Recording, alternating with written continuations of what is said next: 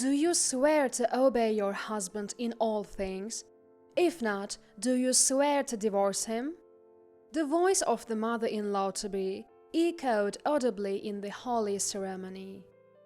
Looking at my soon-to-be husband, who was dressed in formal attire and waiting for my response with a shy expression, I felt a sense of despair about this marriage. My name is Emily. I lost my mom when I was young, and it's been just me and Dad ever since. Despite his busy work schedule, Dad did everything he could to make sure I wasn't lonely. During long vacations, he'd take me to various places to make memories. Whenever I'd start crying, missing Mom, he'd console me, tears in his own eyes. He is a kind dad. Dad was not good at cooking, and especially right after Mom passed, he'd often mess up meals and apologize to me. Wanting to support him, I started practicing cooking. At first, Dad watched me nervously as I handled fire, but it seems like my late mom's chef genes ran strongly in me, and I soon got good at it. Seeing my culinary skills, Dad happily handed the kitchen duties over to me. I started cooking for a likely exhausted Dad, which led me to develop an interest in baking. Now, as an adult, I work as a pastry chef. The job demands early mornings and late nights, but it's fulfilling. I met Raymond through my work. He's a delivery guy who brings supplies to my shop. At first, I didn't think much of him, but one day, he secretly slipped me his contact info. His bashful yet hopeful expression when he did that made my heart skip a beat. As we started communicating, we went out to various places. Raymond, sweating profusely, nervously proposed, "Will you marry me?" We became engaged. Raymond is indecisive. Even when buying a single piece of clothing, he'd say, "I can't decide which one's better," furrowing his brows. I actually like that about him. Some friends thought it was pitiable when hearing stories about Raymond, but to me, his constant disheveled state was endearing. However, after meeting Raymond's mother, I started to feel uneasy. Raymond was raised by a single parent. His folks divorced when he was young. He described his mom as a kind woman, but when we visited before the marriage, I didn't get that impression at all. "So, you are the beauty Raymond's bringing home?" Well, it would be rude to say more." The first words from her were an insult. Raymond, probably tense at the meeting of his mother and girlfriend, didn't defend me. I didn't expect much from him, but the sudden insult from the mother-in-law-to-be was a bit of a shock. When she found out I was a pastry chef, she looked disgusted. Apparently, she'd seen a TV show featuring the busy life of a pastry chef. "Can you take care of kids when they arrive, considering your job? Even taking care of Raymond is questionable. You'll be his wife. You'll have to dedicate yourself to him. Naturally, you'll quit your job once you're married, right? Raymond lives alone and can handle household chores just fine. He keeps his place neat for a guy, so I don't need to quit my job just to take care of him. When we have kids, I plan on taking maternity leave and parental leave, but I'm not giving up my career as a pastry chef." When I told this to my future mother-in-law, she turned bright red. "You can't do that. You should quit your job and become a full-time housewife. The role of a wife is to maintain the home. Times have changed. If we have kids, I want them to see a mother who's passionate about her career." "My word!" My rebuttal ignited her rage, and we were practically at each other's throats. Raymond was visibly stressed out in between us, and in the end, when I left his family home, He offered to walk me out. We were silent on the way to the station. I like Raymond, but I had no confidence that I could get along with that mother-in-law. I was starting to think this marriage wouldn't work. Then Raymond spoke in a subdued voice. "I'm sorry, my mom's a single mom and she's always been on edge, just trying to protect me. She's stubborn but kind. I'll make sure to tell her about your good qualities." I had been about to say that the marriage was off, but his words silenced me. I remember how hard my own dad had worked as a single parent, and thought maybe she was acting that way because she truly cares for Raymond. "Don't worry about it. I'm sorry for fighting with your mom. Next time we meet, I'll try to get along with her." Raymond nodded happily at my words, and we said our goodbyes. We had planned to meet each other's parents on our next date. Raymond said he was nervous, but having met his mom once, I felt prepared. I doubted anything worse could happen when meeting parents. I patted Raymond's shoulder to encourage him, and we waved goodbye. On the train home, I pondered whether I could get ever along with his mom. Raymond had spoken up for me, so I believed he would defend me next time too. However, that next chance didn't come until our wedding day. Even when we wanted to meet our parents, his mom kept saying she was too busy. My dad was concerned, but what could we do? Even on our wedding day, his mom didn't attend. Raymond kept apologizing. "I'm sorry, my mom's been really busy lately," and even bowed to my dad. I wasn't bothered by her absence since we didn't get along to begin with. I told Raymond I didn't want much to do with her even after the marriage. Raymond said, "If we can keep our wedding vows, then that's fine by me." Little did I know, this would be the beginning of a surprise on our wedding day. On the day of the wedding, Dad was crying when he saw me in my wedding dress. I couldn't help but laugh at the sight of Dad tearing up even before walking me down the aisle. "You better be happy, you hear me?" Through his tears, Dad said this, and I smiled and nodded. Raymond, who had been told to take care of Emily, was also grinning shyly.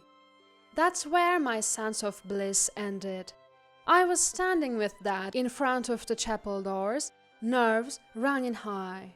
Music began to play, and the double doors swung open. Before me lay the aisle, and at the end of it stood Raymond and, oddly enough, his mother. With arms linked, they both grinned, waiting for Dad and me to walk down the aisle. Dad whispered, "Who's that?" in a confused voice, to which I frantically replied, "That's Raymond's mom." The event staff seemed flustered too, but Dad and I began our walk down the aisle. Raymond was supposed to meet me halfway, but instead he stood with his mother at the altar. So Dad and I just stood there, dumbfounded in the middle of the aisle. "Before everyone makes their vows, Emily must first vow to me," Mother-in-law announced, unfolding a piece of paper she had in her hand. Glancing at Raymond to see if this was some surprise, he was just smiling at his mother. "Will you vow to obey your husband unconditionally? If you can't, you must vow to divorce." The room stirred at mother-in-law's proclamation.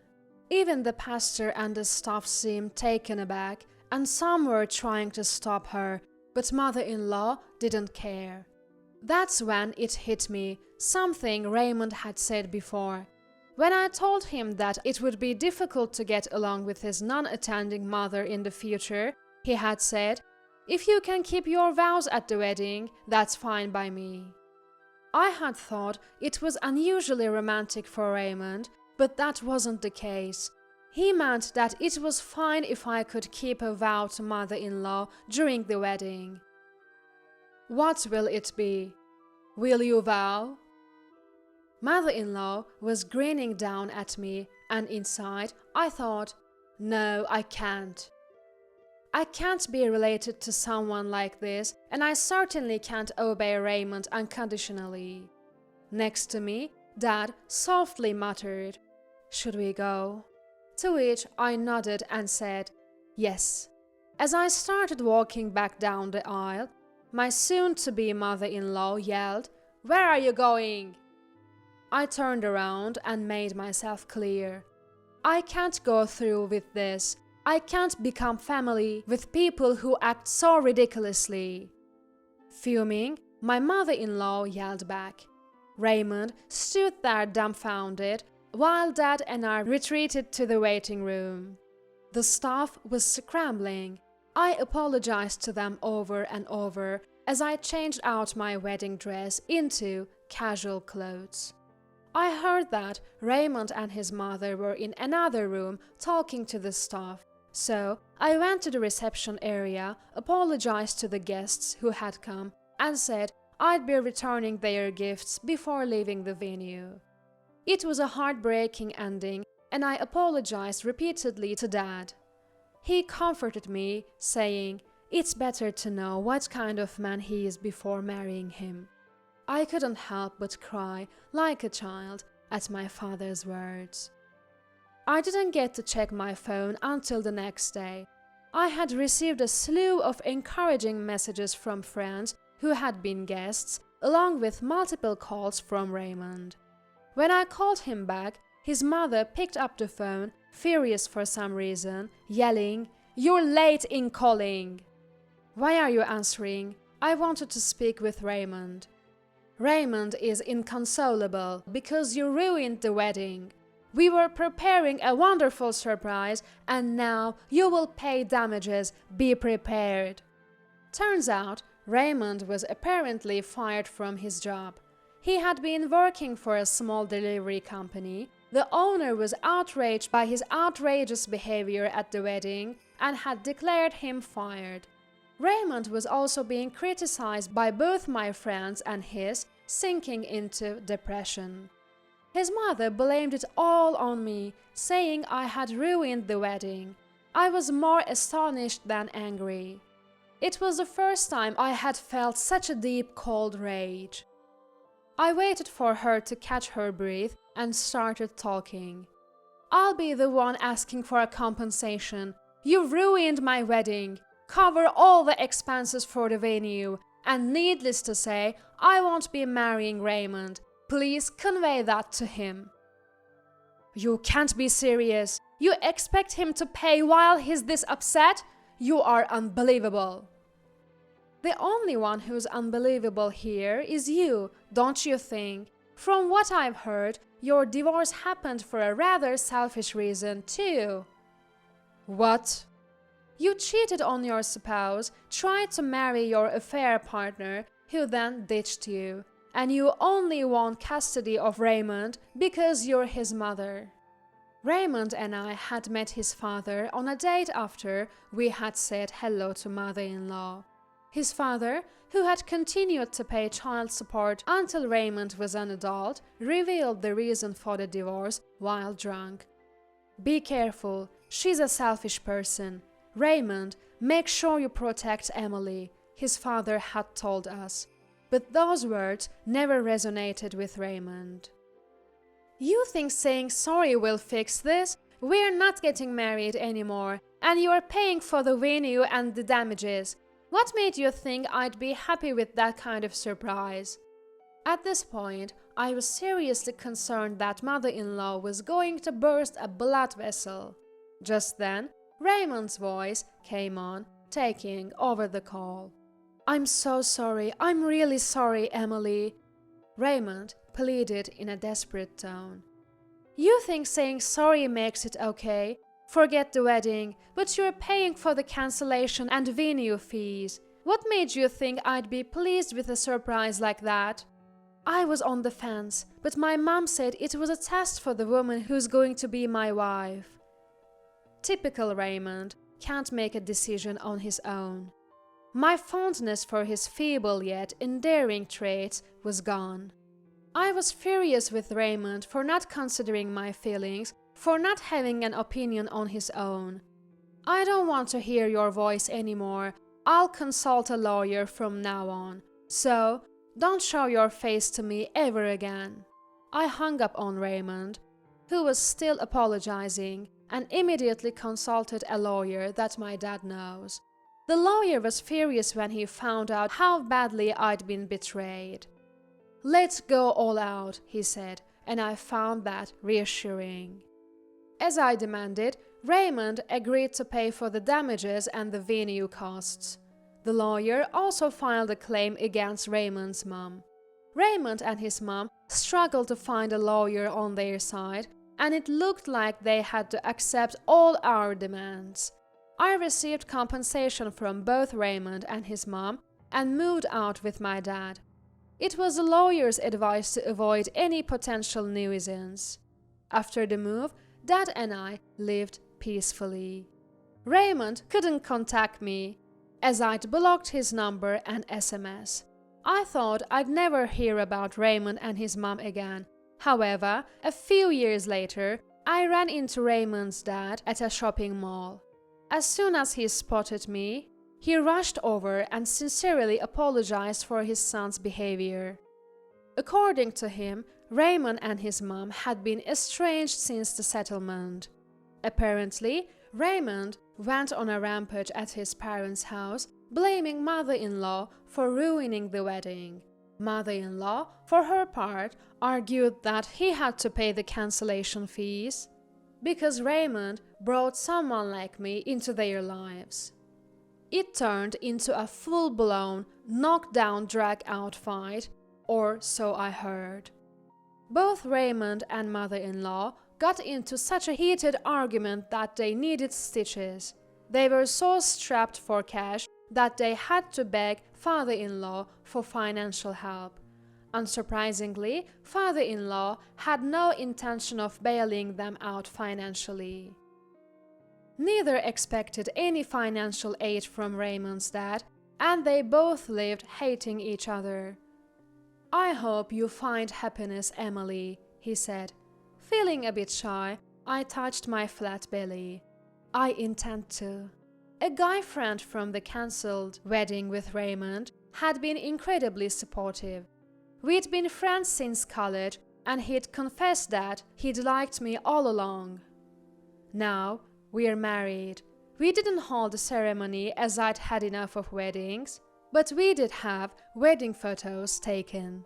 Now, I'm pregnant. Raymond's dad genuinely wished for my happiness.